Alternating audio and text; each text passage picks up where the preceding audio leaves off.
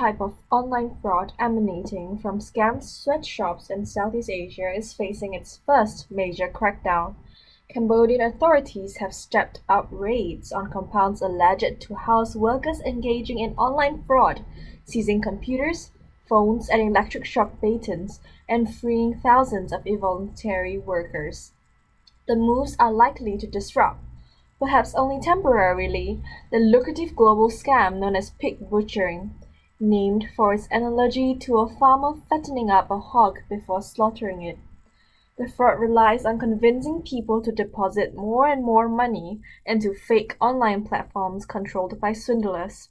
Once the targets become unable or unwilling to deposit more funds, they are informed that they have lost access to their cash and can retrieve it only by depositing more money or paying a hefty fee, a process that compounds their losses.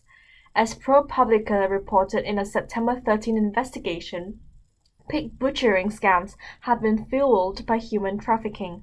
Workers from around Asia are tricked into going to Cambodia, Laos, or Myanmar for seemingly well-paid jobs instead that trap them inside scam sweatshops run by Chinese criminal syndicates. Those who resist directives to engage in online fraud face beatings, food deprivation, or worse. Singtel said on Monday that media reports citing potential fines or costs from the massive cyber breach that affected nearly 10 million accounts of its Australian unit Optus are speculative, and the company is still making its own assessment. Singtel is continuing to evaluate the potential financial implications arising from this matter, and any material development will be disclosed to the market on a timely basis, it said in a Singapore Exchange filing. Up to 9.8 million Australians were said to have had their personal data compromised in the breach, with 3 million or so having identity documents like passports or driving license exposed, and 37,000 are their Medicare cards. Optus said on Sunday that it was working closely with federal and state government agencies to determine which customers need to take any action, but was still seeking further advice on the status of customers whose details has expired. Senior Australian defence officials have become entangled in a data leak after sophisticated hackers breached cybersecurity systems at a Singapore hotel.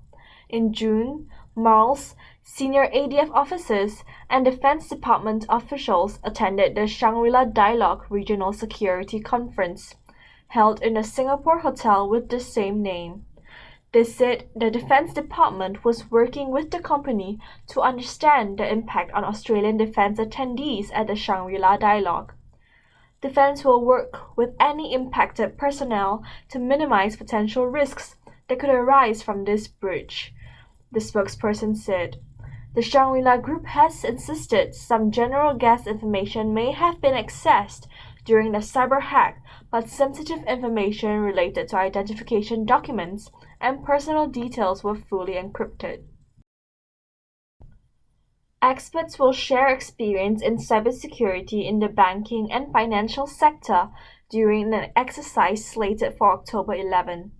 DF Cyber Defense 2022 aims to equip officials in charge of ensuring information safety in banking and financial organizations with new tactics. The National Cybersecurity Center, NCSC, under the Ministry of Information and Communications, said on October 5th.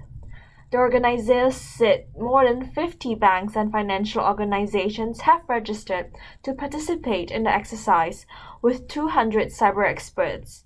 According to a survey by the Vietnam Information Security Association, more than 50% of cyber attacks were aimed at banks and financial institutions. A report by the Ministry of Public Security's Department of Cybersecurity and High-Tech Crime Prevention said that in 2020, banks lost nearly 100 billion VND, which is equivalent to 4.39 million USD in 4,000 cyber attacks, with a single bank suffering a loss of 44 billion VND.